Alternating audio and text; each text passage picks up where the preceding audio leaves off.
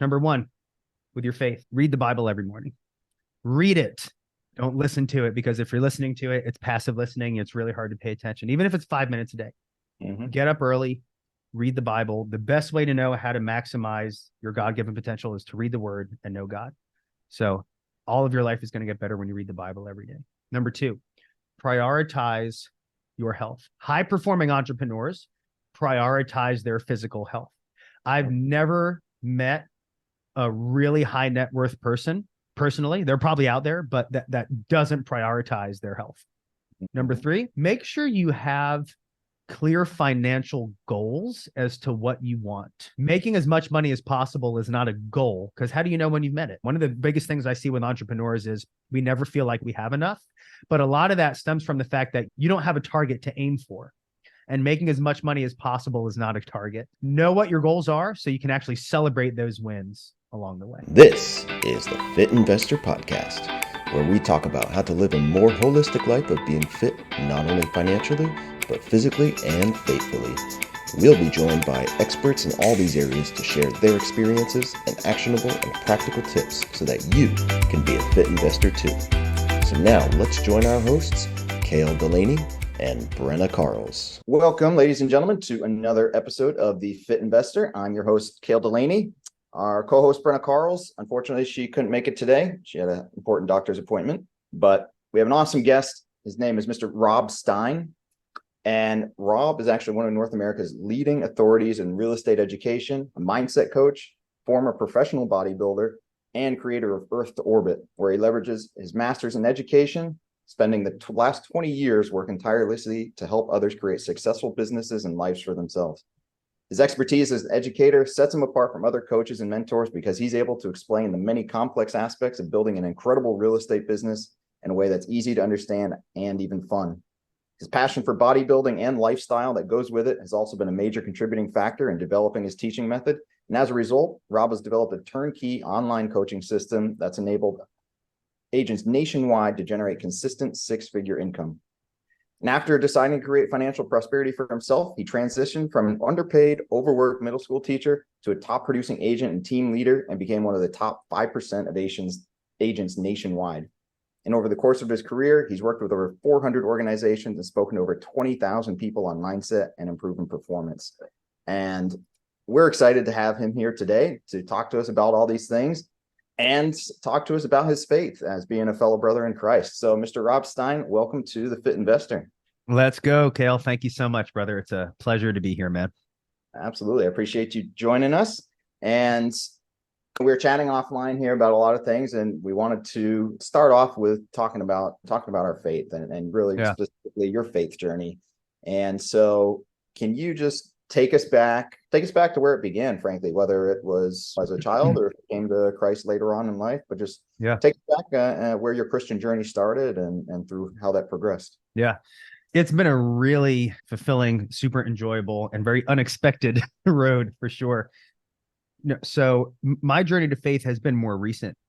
So I grew up Jewish, and I'm still Jewish. I usually joke that I grew up Jewish, the more cultural Jew, I think, as a lot of Jews are today. We have a very loving family. For me, growing up in our house, our Jewish heritage was more, in my opinion, of a culture. Now, my parents growing up, it was different for them. For me growing up, it was mostly we would get together on the holidays. We would eat the food. We would talk about the meaning of the holidays. I would go to my friends' bar mitzvahs and stuff, but we rarely went to synagogue. And that's pretty much where it stopped. We didn't really talk about having a relationship with God or what that really, or unpacking any of that. As I got older, I think as a lot of young adults do, you start questioning things and you look for logic, and things seem very black and white when they're really not. And truthfully, for most of my life, God was not really in the picture. Fast forward then to a couple of years ago, we were living here in Austin, Texas. My wife and I, we moved here from New Jersey. And again, religion and faith was part of her life growing up in a Catholic household. She went to church very regularly. And we were living here in Austin. We recently had our child, our little girl, Lily, who's a little over 2 now. And Katie wanted to start going to church again. And I was like, hey, cool, go for it. It's not my thing. Do your thing. And the short version is they say that when someone really starts following Christ, you can just see it. They don't even have to tell you, right? You just see the change. And I really started seeing, she's always been a loving and very happy person, but I just started seeing new levels of like happiness and peace and content. It was amazing. So I just started thinking like, maybe there's something to that. I wake up pretty early, between 4 and 4:30, depending on the day. And I started that listening to Ed Milet. I love Ed Milet, Grant Cardone, all those incredible entrepreneurs. And Ed Milet, again, also a very deep Christian. It was just another guy that I heard talking about waking up early. And I just thought to myself, man, all these people that wake up really early are the type of people I want to emulate. Maybe there's something to that. So I started doing it and I was like, yes, there is. I've been missing out. This is amazing. So I took the perspective of maybe there's something to this God thing that would be advantageous for me to look into. At the same time, very transparently, I was probably the most stressed and stretched that I've ever been. I was 37 at the time, building my, what is now North America's leading online course for real estate agents. It took 2 years, over $150,000 of investment to build. Plus, I had my first business in music composition and publishing. I was still doing real estate, still trying to be a husband and a father. And truthfully, in an effort to build something for my family, I was separating from them a little bit. For the first time in a dozen years, there was some stress on our marriage. It was tough. And I really didn't know how to fix it. And it was just getting to a tipping point. And at the same time, Katie starts going to church and I start going with her and I start feeling what I know is the Holy Spirit now, but I just start feeling like, man, when I walk into this building, there's something happening here. Same time, coincidentally, not coincidentally, it's all God's timing, a really good friend and business referral partner of mine told me about a group called the King's Brotherhood, which is a Christian high-performing male entrepreneur mastermind community. It's an incredible community. And at the time, I was like, men's mastermind business community sounds awesome. Christian, I don't know about that. I'm not opposed to it, but I really respected this guy and took his recommendation seriously. Talked with the guy that ran the group, went to an event, and immediately was hooked. I was like, man, this is the path I want to start going down. And every time I'm a very results-oriented guy. So most of my life, I had a really hard time grasping the concept of faith.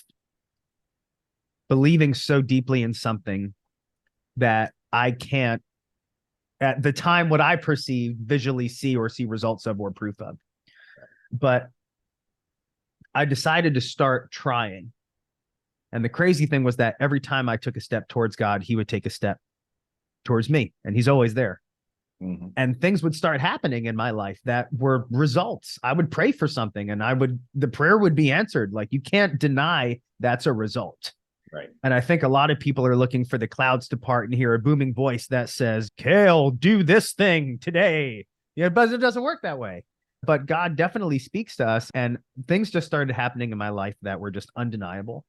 And then last year at an event, I had a baptism of the Holy Spirit that was just, it felt like a bolt of lightning just went right through me. It was an incredible transformation. And at that moment, I just went all in, and I've just been 100% following Jesus and reading the word. And so just was so wanting to be involved more and more, running a small group Bible study at my house. My wife serves in the church. We're really involved there.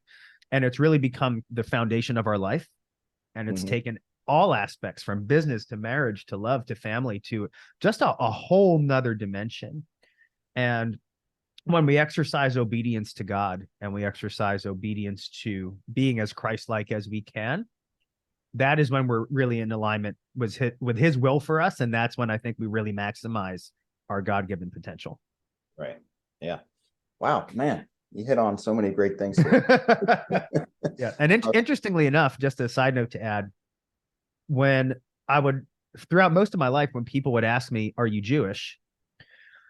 I didn't really know how to answer. Right.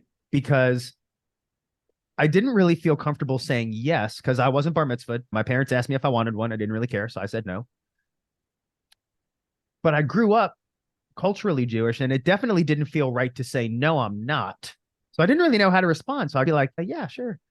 But now, learning the history also of the Christian roots in Judaism, right, following Christ has connected me more to my Jewish heritage and actually given purpose behind it. And I truly believe, and maybe some Jews that are listening won't agree with me, but I know that there is nothing more Jewish that I can do than following Christ. And so it's given a whole new purpose to my life, but also to my Jewish roots as well. Yeah, that's awesome, because this is exactly where I wanted to go in the first place, is talking about your Jewish background. Did your family have any issues when you decided to follow Christ, or what was that, or your friends or your community? Yeah, that's a good question. Did they have issues? No, my parents are, thank God, blessed, very loving, very supportive. They came to my baptism and they were very happy for me. My mom and dad both have their own types of relationships with God. Since my baptism, God is working. My mom does recognize Jesus. She wears a little cross next to her Jewish star now. My dad also recognizes Jesus, not quite to the level maybe I would want him to, but truthfully, it's not about what I want. God meets us where we're at, and I'm grateful for their support. And I also have to check myself with their perspective. As an example, both my parents are Jewish. They grew up in a very different time. Right. Mm-hmm. I grew up with a little more of a blank slate. My dad especially faced really significant anti-Semitism growing up in the 50s and 60s, when you could not hire people because they were Jewish, and you dirty Jew, you're going to burn in hell. He was told those kind of things. When growing up like that certainly hardens the heart and puts a wall up. Sure. That is very tough to break. But they are extremely supportive. My mom was going to church for a little while. Their relationship with God has certainly strengthened because of my journey, which I count as a blessing for sure. And they're extremely, very supportive of it for sure. Yeah. Now, and I know you said growing up, you were more identified as Jewish culturally than from a religious standpoint, but sure. Even, do you have any thoughts as to, because I think one of the common things with Christians is, honestly, I think they're afraid to speak to Jewish people about Christ. Because especially in today's culture, you don't want to be offensive or politically correct or or the other thing. Do you have any thoughts on how one can approach someone who is Jewish from a Christian's perspective and talk to them about Christ? That's a really good question. I'll tell you what worked for me and what didn't work for me. Yeah. Growing up, I wouldn't say I faced anti-Semitism, but I think a lot of people face maybe Jehovah's Witnesses, or I think most people have had a time when someone has come up to them and tried to talk to them about Christ. Right. And I think most people are really bad at it.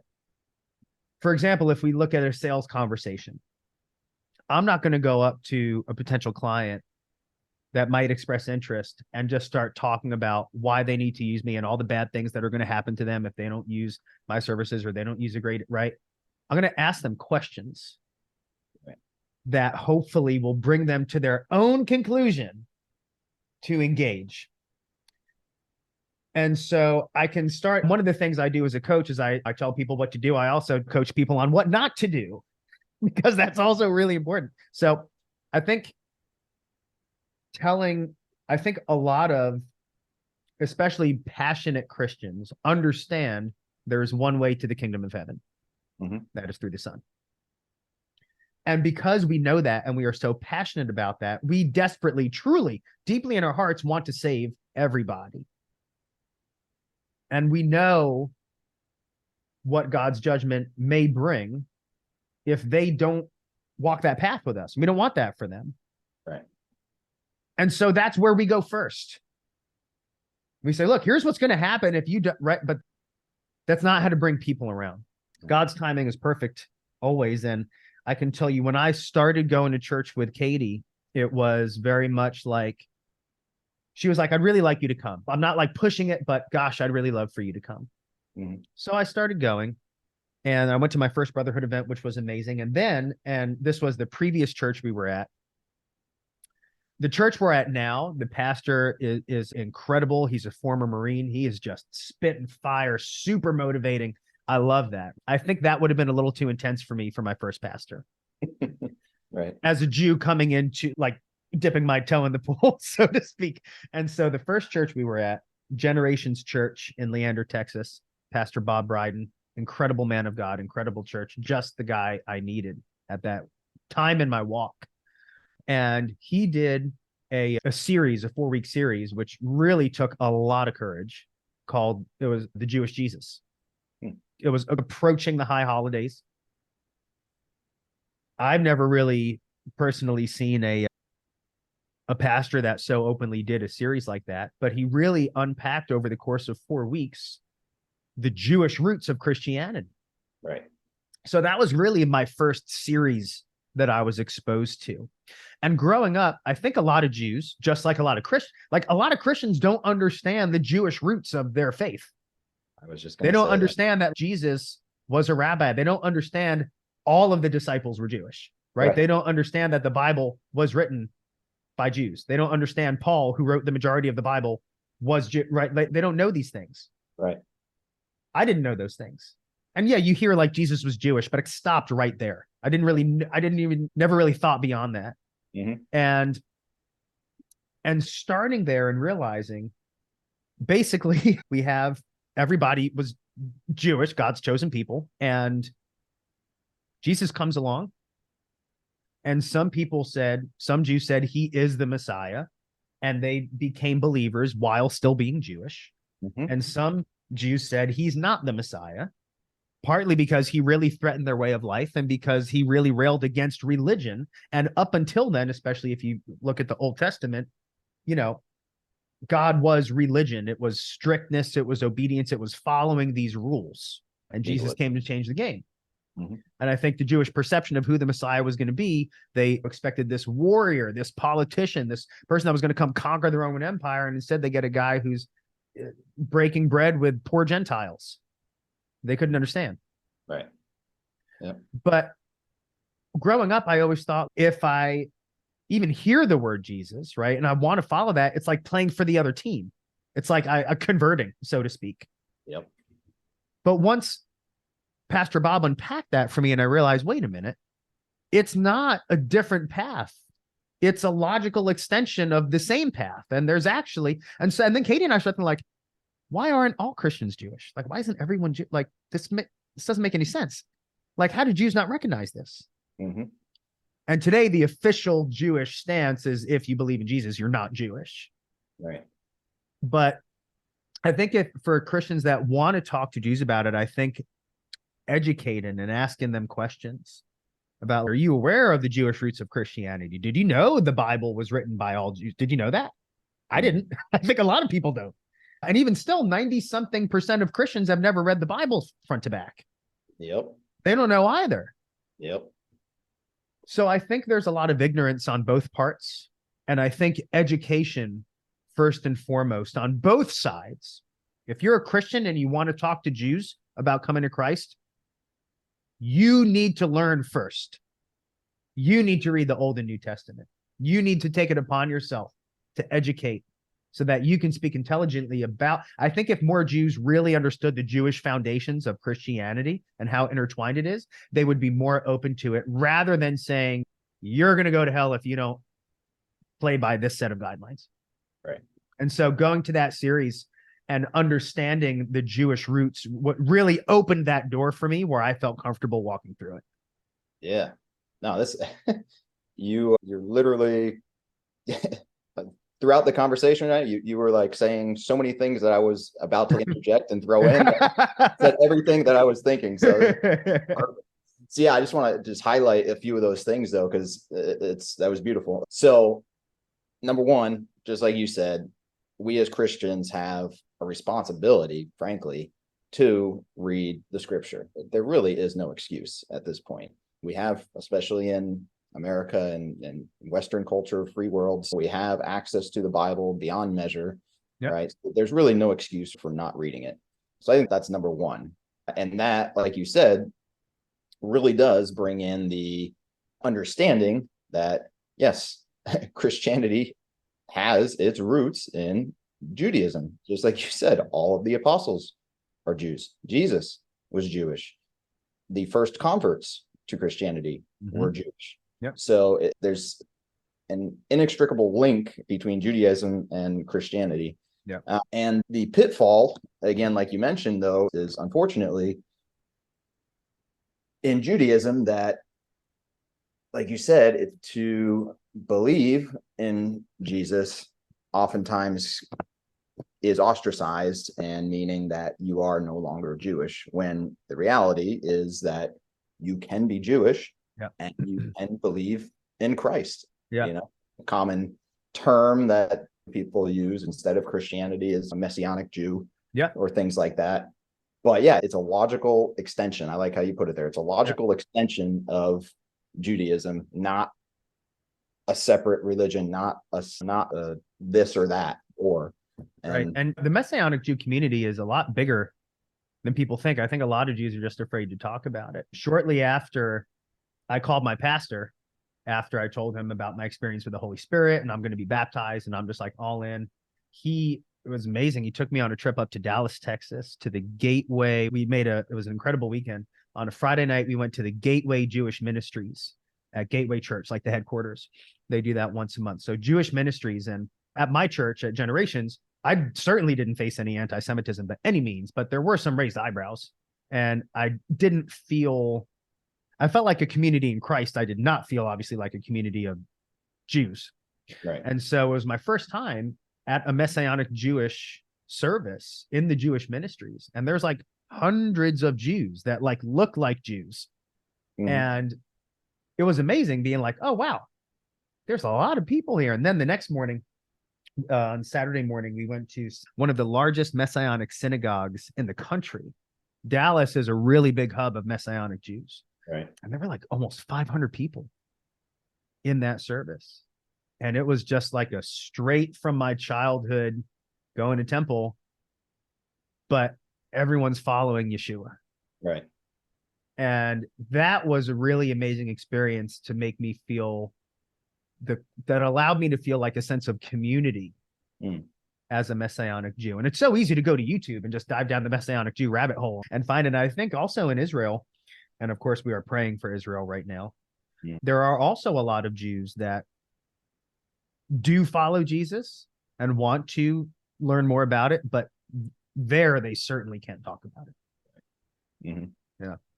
Yeah.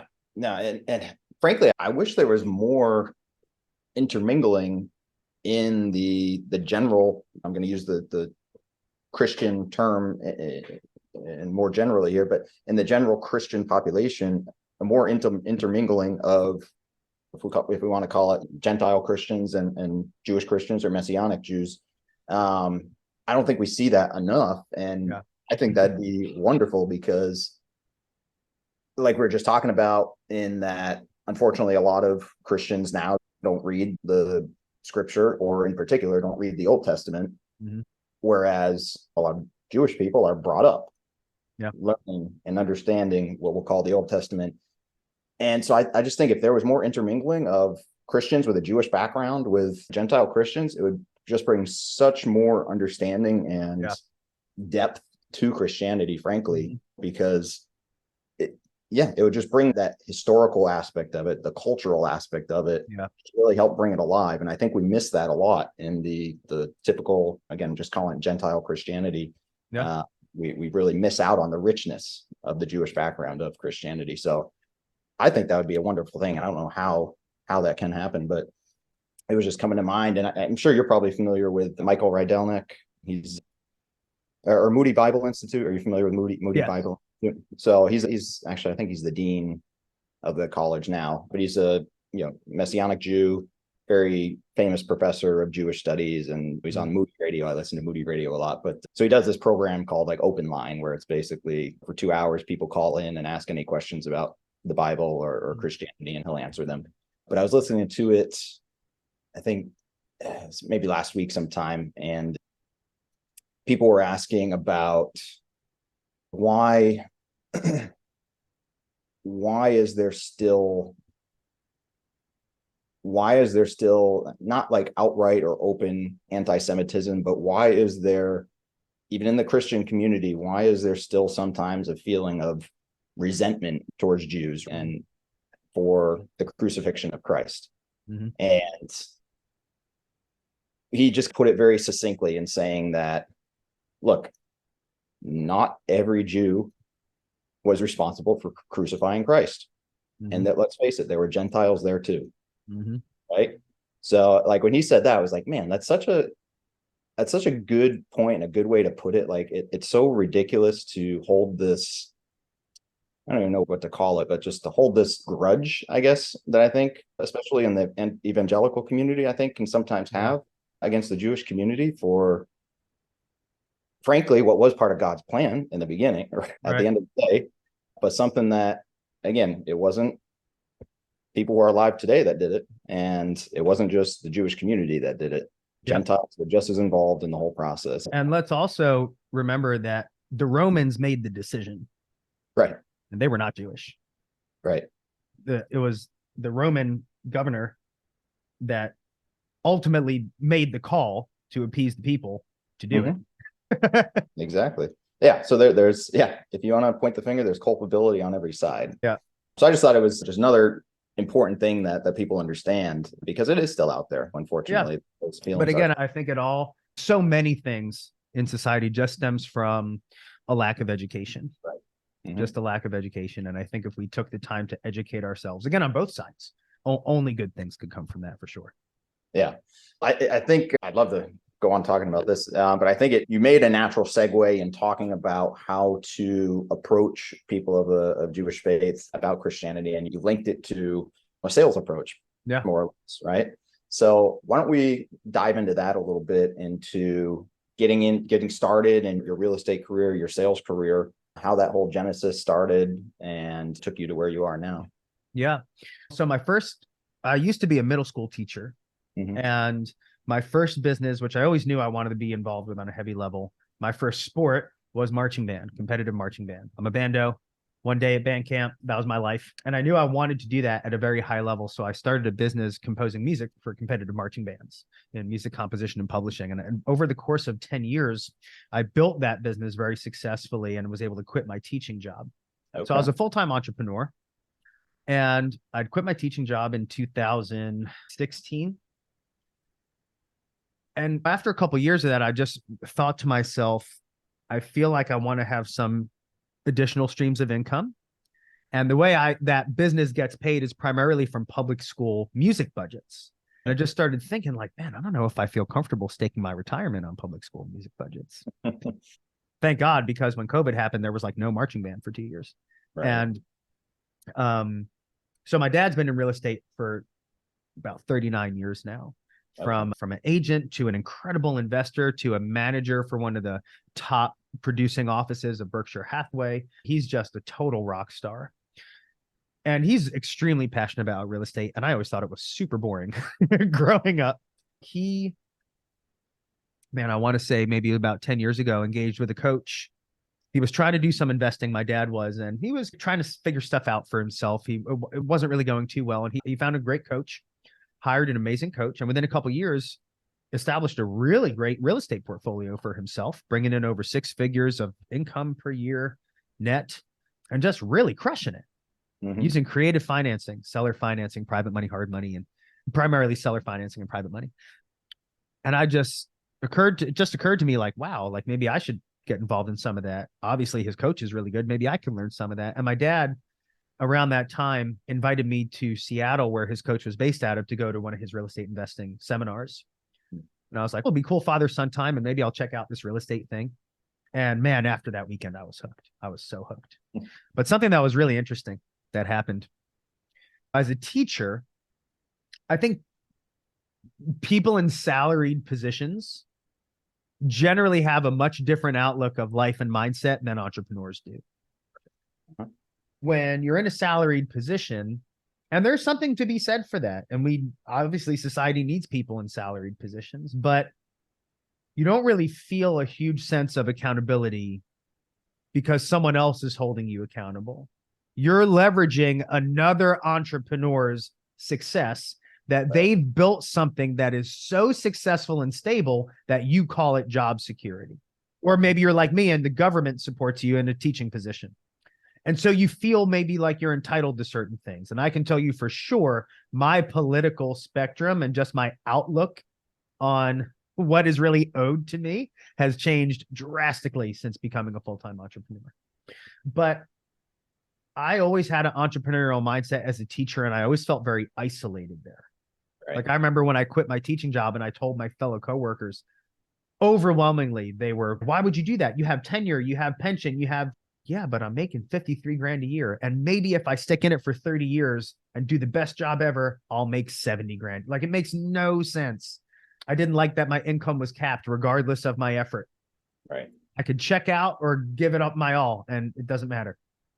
And so when I went to my first real estate seminar for investors with my dad, and I decide I'm going to get involved in real estate investing. And I imagine that when people ask me, Rob, what are you going to do in real estate? And I'm like, I haven't done anything yet. I'm going to try to do rentals or whatever. And this was the first time I'm ever in the room with like millionaires. There's even a couple billionaires there. And they're crushing it. They're doing big things. And they ask me, and I'm like, I'm brand new. I'm used to be a teacher. Here's what I'm trying to do. And every single one of them was like, that's amazing. Tell me more about that. You can do it. Here's my phone number. How can I help you? And it was the first time I was just surrounded by such positivity, by people that weren't afraid to think big and encouraged me to think big. Yep. And so from a real estate perspective and an entrepreneurial perspective, I just got hooked. Mm-hmm. So I just dove into real estate investing with my dad as my mentor. And then after about a year and a half, through networking with those people, Katie and I decided like life here in New Jersey is good, but we want abundance. And as an entrepreneur, those of you listening, there is nothing wrong with owning your goals, because society today, really easy to make us feel like if you say, I want to achieve a lot of success, I want to do a lot of good in the world, I want to make a ton of money so I can do amazing things with it, it's shame on you, right? Mm-hmm. It's money is the root of all evil, which it isn't. The love of money is the root of all evil. And I can tell you in the past couple of years, I've met 7, 8, 9, and 10-figure Christians that are the most incredible, generous, amazing people, and their faith is the foundation of their business, and they are just beautiful souls. Mm-hmm. So you have to own the fact and be comfortable owning the fact with what you want. And so I just became really comfortable with that. And Katie quit her teaching job. She had the golden handcuffs. She had a $65,000 a year gig with amazing health benefits. And we were like, we're going to move to Austin. We're going to burn the docks. We're going to become real estate agents and do real estate investing. And to be honest with you, man, it was really scary. It took about 7 months to close our first deal. New agent, new city, 20,000 other agents here trying to figure it out. But we just worked really hard. Grit.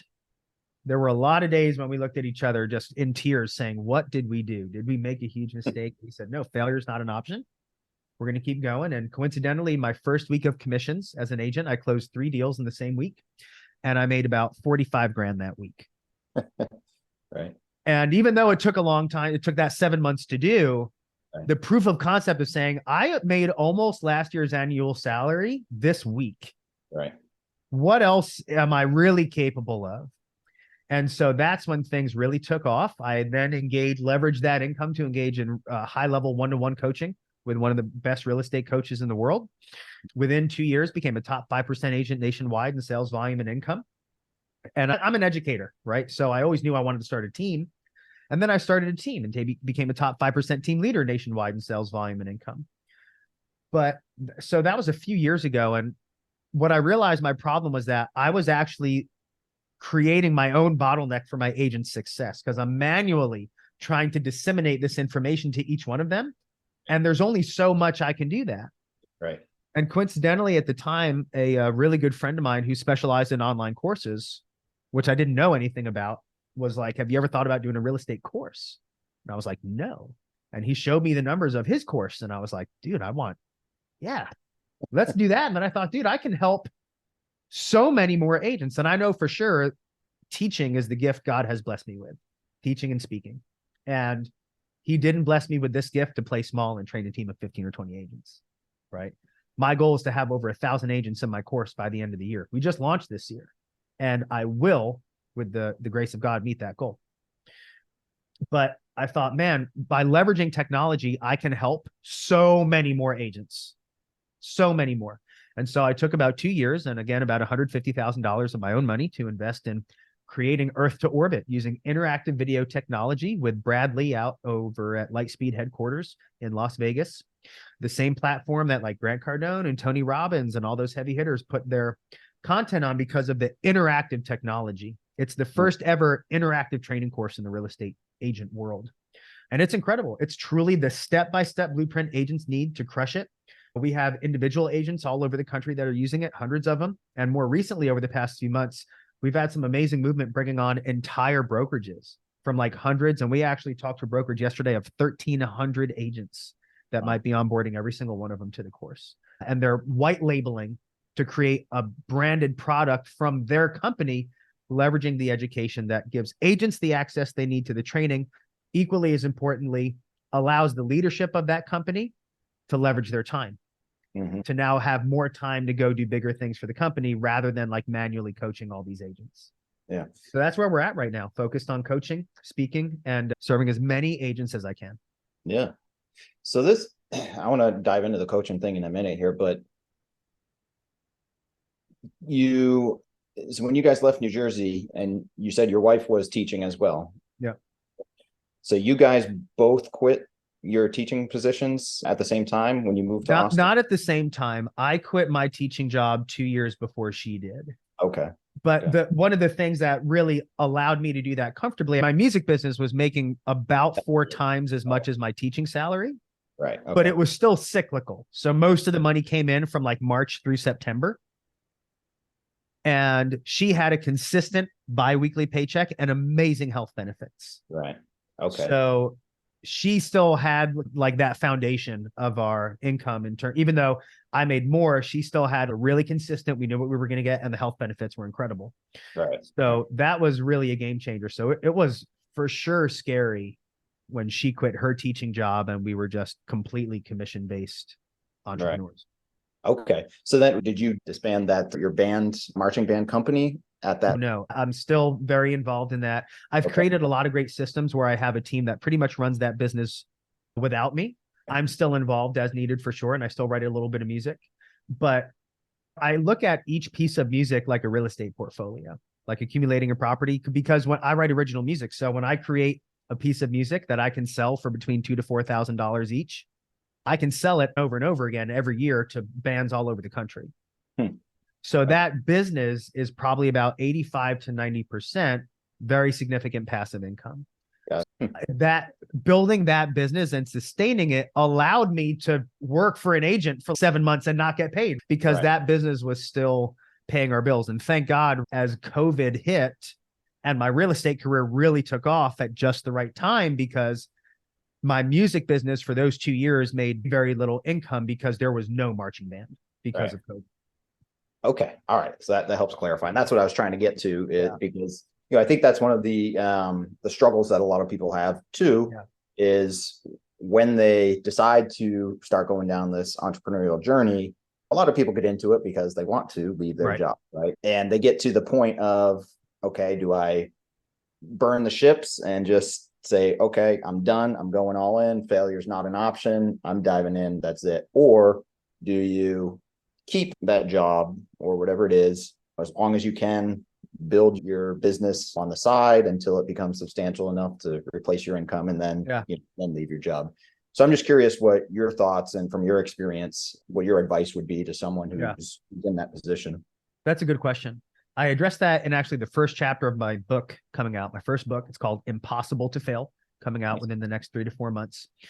There's a great quote that Reid Hoffman, who's the co-founder of LinkedIn, has. And he says, starting a business is like jumping off a cliff and building an airplane on the way down.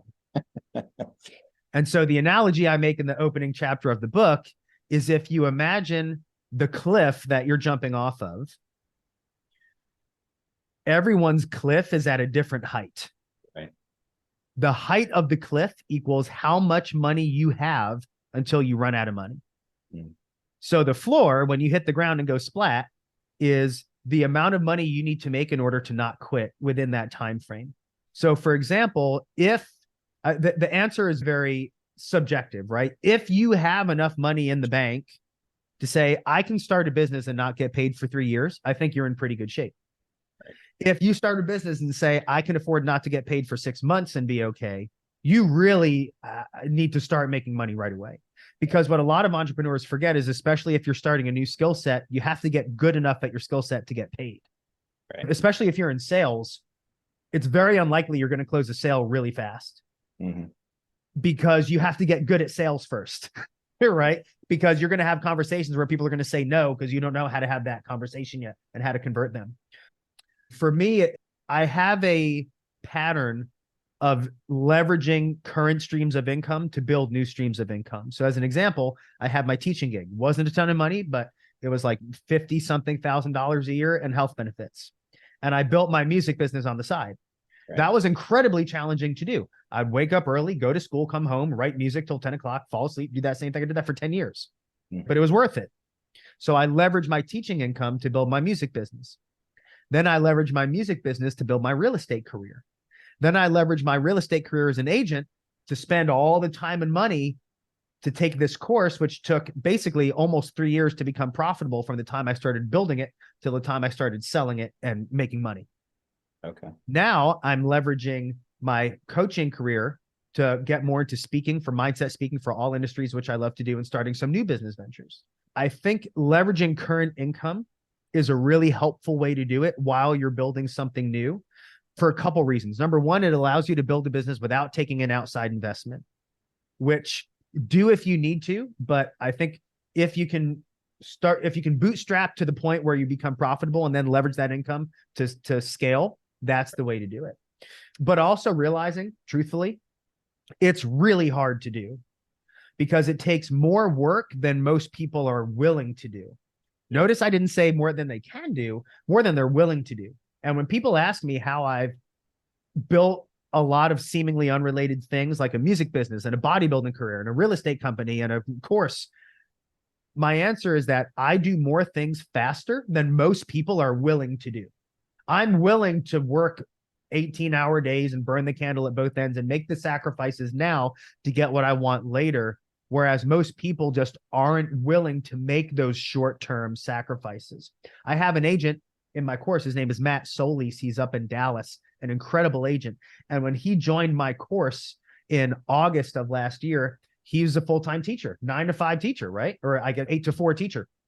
And he said, I desperately want this to be my last year teaching. Can I build a sustainable real estate career part-time in a year? And I told him, yes, undoubtedly with my coaching, you can. And it's going to be the hardest thing you've ever done. I was very transparent. Like, you can do it. It's going to be the hardest thing you've ever done. You probably won't be able to take a day off at all. You should expect to work every Saturday, every Sunday for the entire year. But if you follow my instructions, yes, it is possible. And right. He did.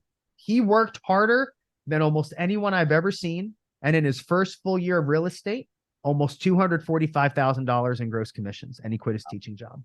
Wow. But he did the work. That's it.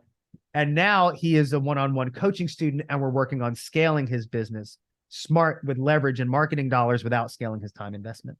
So I think at the beginning, you got to bootstrap, and there is a certain amount of just brute force that it takes. And then eventually when you become profitable, you can then start adding finesse and skills and leverage through people and technology and marketing. Yeah. That's, again, just another beautiful and succinct way to put it, because I followed that path as well. Yeah. I bootstrapped it for 2 years while I was working my W-2. We have family. I mentioned I had 3 kids. We had some pretty severe medical issues throughout that time. It was in the midst of COVID as well. And it was the kind of thing of, it's either you throw in the towel and just give up on what you've done so far and go back to living that life that you so desperately wanted to get out of, or you suck it up and you put in the work and make it happen. And thankfully I did, and I came out on the other side. But that's really the pivotal point where a lot of people fail. They get to that real tough point, that fulcrum point, and they have to make that decision. And that's why, like, one thing that I preach so much is, if you are going to get into an entrepreneurial endeavor, you really need to have a strong why. The reason that you're doing it, because when you get to that pivot point, that's the thing that's going to either take you over the hump and keep you going, or let you throw in the towel and go back to the way things were. If you have that strong why, that strong commitment as to why you're doing this, why you're putting in this hard work now, you have a high likelihood of giving up. So it's just a critical thing for people to understand when they get into this, because like you said, it is going to be one of the hardest things you absolutely do.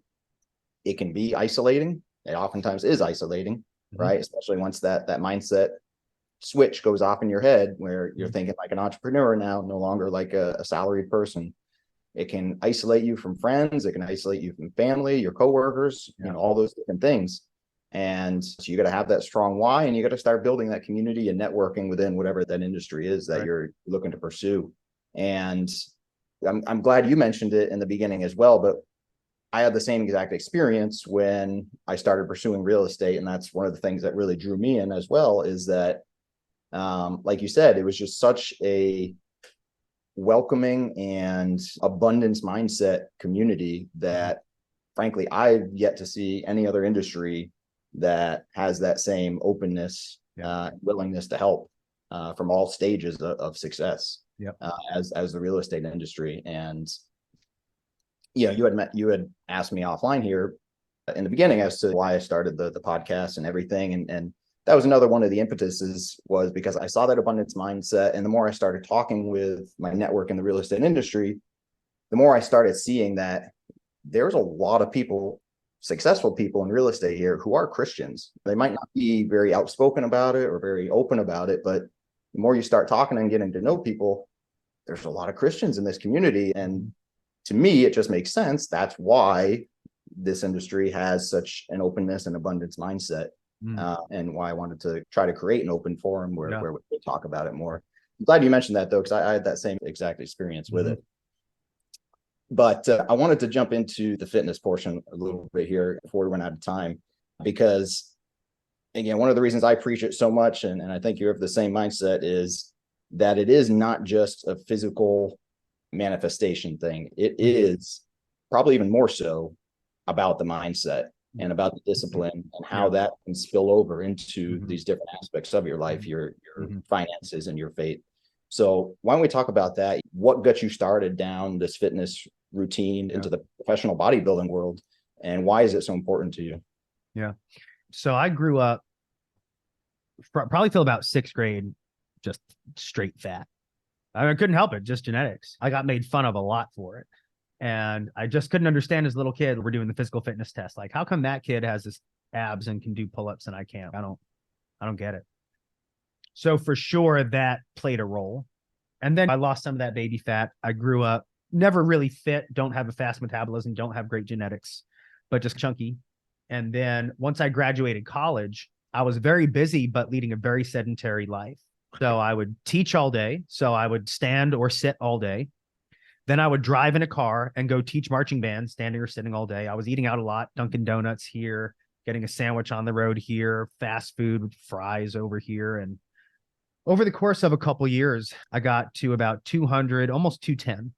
Now, you can't tell from the video, but I'm 5'4". I'm not a tall dude. So being 210 pounds at 5'4", when none of it is muscle, is really bad. I had to hold my breath to tie my shoes. I was breaking a sweat going upstairs in my house. I was getting really fat. And I saw a picture of myself one day. When you see a picture of yourself that you're like, yo, am I that bad? And I was like really disappointed in myself. I couldn't believe it. How old were you this time? That was about 24. Okay. And so, and I'm just eating junk. I don't know any better. But I knew I didn't want to keep getting unhealthy, because where's that going to lead? Am I going to be like one of these huge people on the scooter in Walmart? Like, I don't want to, like, it's not a healthy way to be. Right.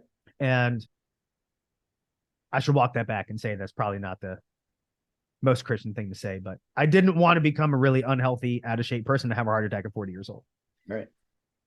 But over time, I just really started noticing, and feeling the effects of it. So I went to the gym for the first time in years, got on a scale, one of those medical scales, and I'm turning the, I'm like, for sure, I'm probably 170. And I'm like, what is happening here? Like, how is this? Eventually I moved the bottom one over to 200 and the thing still didn't budge. And I was like, this is nuts. So eventually I realized I was probably about 208, 209, and I was just super ashamed of myself. So I started just trying to figure it out. I was trying to figure out, is it running? Is it this? Is it that? I got into running for a while because when you don't know any better, that's what you do when you want to lose weight, right? You run. And I hated running. And one day I was running and it was like 10 degrees out and it was snowing. And I just said, I hate running. I'm done. Quit running. Right. And that night I was watching TV and I saw an infomercial for Tony Horton's P90X. And he revolutionized the home training. Yeah. And I was like, that seems to make sense. And I actually knew a couple guys that did it and spoke very highly of it. So I tried it. And so I got the program, I got the equipment, I got the Bowflex adjustable dumbbells, I got the pull-up bar, and I did it for 90 days. Now, it took me the whole 90 days just to be able to get through the workouts. Like I could probably do about 10 push-ups before I couldn't do any more. I couldn't lift my feet off of the ground for one pull-up, couldn't do a pull-up, couldn't get through any of the workouts. The first day I did the plyometrics workout, I don't think I literally crawled up and down the stairs for 2 weeks. Like I just couldn't walk. It was crazy. But by the end of the 90 days, I could do a few pull-ups. I could do 30 push-ups. I could get through the workouts, but I didn't really have great results because I didn't stick to the nutrition. I just didn't want to. Learning how to eat healthy was just a barrier for me that I didn't want to go there. But I was also really frustrated because I was like, I just spent 90 days doing this thing and I don't have the after beach body that I see on all the commercials. I want that.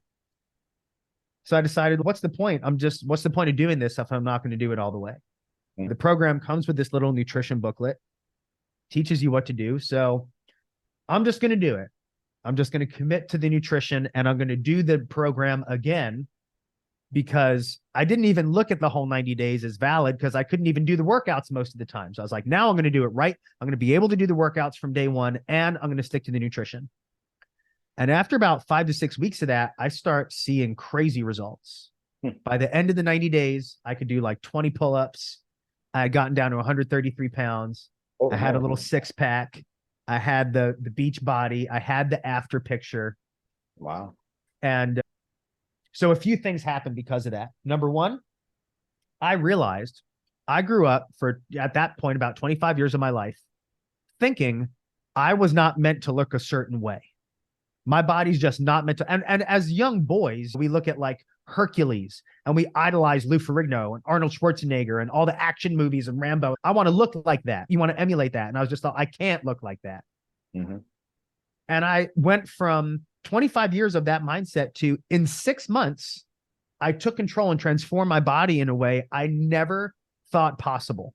And it was just such a mindset shift of like, with the right guidance and the right determination and the right consistency and the right level of action, you can literally do anything you want. Yeah. You can accomplish anything you want, which is why I call my book Impossible to Fail. With the right education implemented with massive action, relentless consistency, and time, those three, it is impossible to fail. Yep. Truly. And so I also just took a lot of discipline. There were days when I was teaching and had a gig at night that I would wake up at 4 a.m. to do my P90X workout before school. And so when you wake up at 4 a.m. to work out, you become the kind of person that wakes up at 4 a.m. to work out. It just does something to your mind. And I saw what delayed gratification and grit and consistency could bring. And I really got addicted to the results. I loved the way I looked. I loved the confidence that it gave me. And something else, truthfully, being a very short man, I would get overlooked, like literally and metaphorically in a lot of conversations, especially like getting into speaking and doing marching band instruction, standing in front of 200 to 300 kids at a time. And I would go to the clinic. And I noticed that as I developed a physique, people just perceived me differently. I wouldn't have to try to get them to focus. They would just focus. I think when you look at someone that clearly takes care of themselves, regardless of their height or stature or whatever, you just have an initial respect that says they take care of themselves. Right. And so I also I wanted to keep that going too. you have one shot at a first impression and everything helps. And so I really became addicted to those results. And truthfully, my fitness in the beginning, my passion was all about aesthetics. I just wanted the look. I wanted to have the confidence of seeing how I looked. And I liked the reactions I got from other people. It was self-centered for sure, but that's what motivated me at the time. But then it became more about self-fulfillment when I got into bodybuilding, because I had done the P90X stuff. I wasn't very strong. I wasn't very big, but I was very lean. Right. And then I got into weightlifting. I got into the gym. And then I read an article called Why Bodybuilders Look, it was something like Why Bodybuilders Look More Jacked Than Powerlifters. Oh, okay. Which I did wonder, because like powerlifters are stronger, but they all look fat, big. But bodybuilders may not be, are still insanely strong. They're not as strong as powerlifters, but they look way better. Like, why is that? And I learned about the bodybuilding lifestyle, the training, the eating, the goal of shaping the physique. And I was like, that's what I want. So then I got into bodybuilding training. Then I found an incredible website called T Nation. They have an amazing supplement line with BioTest, and they have great forums. And I started reading prep diary logs of natural competitors that would literally keep an online diary of what it was like preparing for natural competition. And I was looking at their physiques, and I'm looking at my physique, and I'm like, I think I can do that. I think I can achieve that level of like literally having an action figure physique. And so I found an amazing natural coach in my area, hired him, started competing, got last place at my first show, but it's trial and error. And within a couple years, I was winning all my shows, got my natural pro cards. Wow. And it was the most challenging thing I've ever done, preparing for a show. You're weighing every gram of food. I literally went to my best friend's wedding a week before a show with my own cooler of cold chicken and broccoli. Brought my own food to the wedding, but I won my show the next weekend. So getting into that level of discipline was just incredible, because literally like everything is easier than that. And so when I get into business and I have long stretches of delayed gratification, like building my course, it's still not as hard as a bodybuilding prep. And as a natural competitor without the assistance of chemicals, it was especially as a guy without a fast metabolism, very, very challenging. And even though I don't compete anymore, I haven't in almost 6 years, I still live that lifestyle. I was at the gym, woke up at the gym by 6 this morning, I trained 6 days a week with the weights. I still eat my macros. I still weigh all my food. I still eat a very lifestyle. I don't drink. I don't eat desserts, because not just because I like the results and I like being healthy and I like the way I look, but it's also just a disciplined lifestyle. And that just maintains discipline in all areas. I also truly believe that to maximize our God-given potential, we need to be healthy. Right. Our body truly is a temple, says that right in the Bible. It is a temple that God has blessed us with. And I don't remember the exact verse, but there's a verse that talks about sinning is the man whose God is their appetite. And I think appetite literally means like food. And I think appetite also means for like earthly things that we really shouldn't be focusing on. But in order to give glory to God, we need to take care of ourselves to honor him for blessing us with this life and this body. Yeah. So I'm really curious of, in particular, to the training protocol for being in the professional bodybuilding world. Like, how would you say that differs from what you do now for your training as, if you want to call it, a recreational weightlifter? Sure. Yeah. When you're competing, I would say right now I'm in like maintenance mode. If I can maintain the physique I have, I'm good. I'm past the point of trying to kill myself to put on muscle. I think I've likely maximized my natural genetic abilities for putting on muscle. But when you're competing, it's about obviously symmetry, conditioning, muscle size, muscle maturity. And so when you're competing in bodybuilding, it's very much about analyzing. You want to get as big and muscular and symmetrical as possible, but part of that is analyzing weak areas. I've naturally always genetically had very big legs and a very big chest. So lucky you. Yeah, get lucky me. So like training quads, training to like people before I even step foot in the gym, people be like, do you bench? And I'd be like, oh, totally. I'd never benched in my life. But And the thing is, you can't really tell how proportionate your physique is until you get extremely low body fat and see what's under the hood. And so when I competed at my first year of shows and I got down to really great conditioning, it wasn't all the way quite as peeled as I needed to be, but I did place really well and had a great physique by my second competition. Then I could really see, all right, like wheels are good, chest is good, back is thick, but the shoulders and arms need to come up. The shoulders and arms were improportionate because I had a big chest and the shoulders and arms looked proportionally smaller compared to the rest of my body.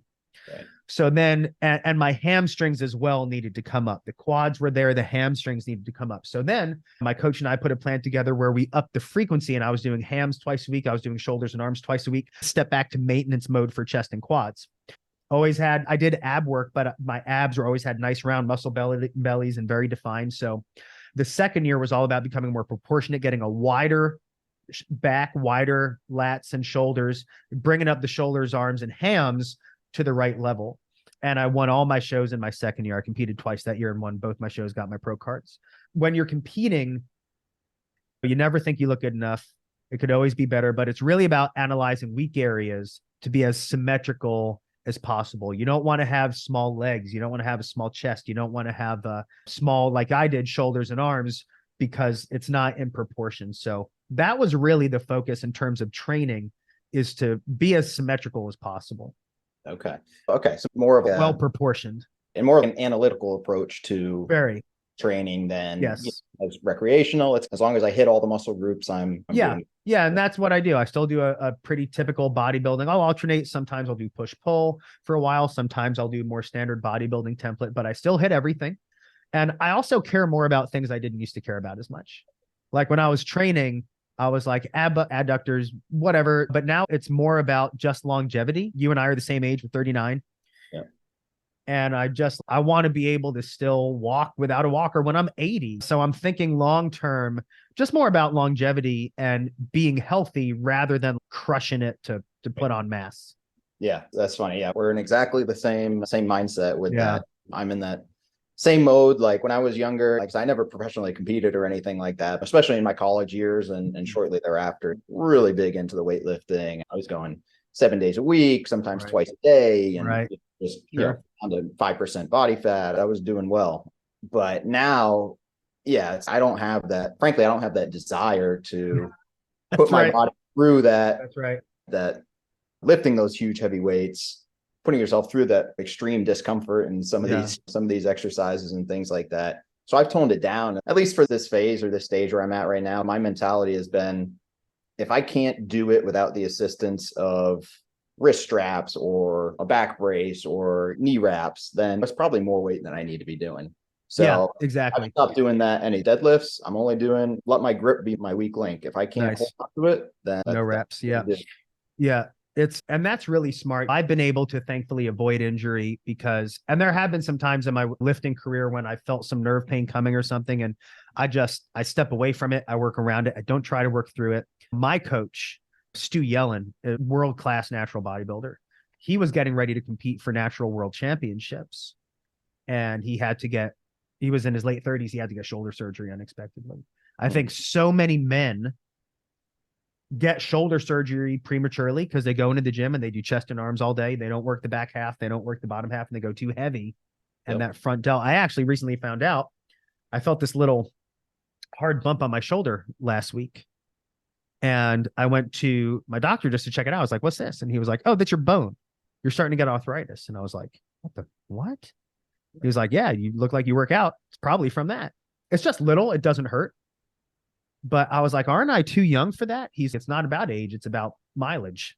Right. Well, you got football players in their 30s with arthritis in their knees. And I was like, oh, wow. Okay. So that was even more so like, all right, like I've never done 1 rep maxes ever. Maybe one time in my whole life I did that because it's just too conducive. Low reps for me is like 6. Out of respect for your time, we'll start to wrap things up, but really appreciate you sharing everything you have, Rob. I think you and I are kindred spirits in a lot of these areas. For sure. Which is awesome. And you gave some really great advice, really great tips, really great insights. What we do like to ask is if we can leave our audience with, out of everything we talked about, just 3 actionable or practical tips based on what we already talked about? Oh, good question. All right, let's hit one of each. Number one, with your faith, read the Bible every morning. Read it. Yeah. Don't listen to it, because if you're listening to it, it's passive listening. It's really hard to pay attention, even if it's 5 minutes a day. Get up early, read the Bible. The best way to know how to maximize your God-given potential is to read the word and know God. So all of your life is going to get better when you read the Bible every day. Number two, prioritize your health. High-performing entrepreneurs prioritize their physical health.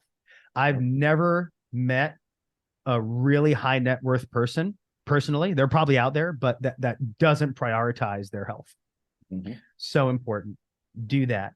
You want to know how to do it? Shoot me a message. I'll be happy to help. There's a ton of research out there. Number three, make sure you have clear financial goals as to what you want. Making as much money as possible is not a goal, because how do you know when you've met it? Right. You know? So just make sure, as an investor, as an agent, whatever your entrepreneurial journey is, set metrics, know your goals so you can actually know when you hit them. One of the biggest things I see with entrepreneurs is we never feel like we're enough. We never feel like we have enough. But a lot of that stems from the fact that you don't know you don't have a target to aim for. And making as much money as possible is not a target. Know what your goals are so you can actually celebrate those wins along the way. Excellent. Excellent. Wonderful. And Rob, if people want to get in touch with you, learn more about your coaching program, what's the best way for them to reach out? Yeah, you can follow me on Instagram at robstein_impossible to fail. And the name of my program is Earth to Orbit, earthtoorbittraining.com. You can check it out. If you were on this podcast, go ahead and shoot my team a message, or you can send me an email at robstein.com or shoot me a DM. I'll hook you up with some bonuses and some discounts on that program. Awesome. And when's your book coming out? It's going to be coming out Q1 of next year, Impossible to Fail. It'll be available for pre-order soon. It's going to be awesome. So appreciate it if y'all want to check it out. Wonderful. Wonderful. Right on. Well, ladies and gentlemen, make sure to check out Rob, check out his coaching program, check out his book when it comes out. Really great stuff here. And Rob, again, really appreciate the time. Yeah. God bless you, man. Thank you, bro. Thank you.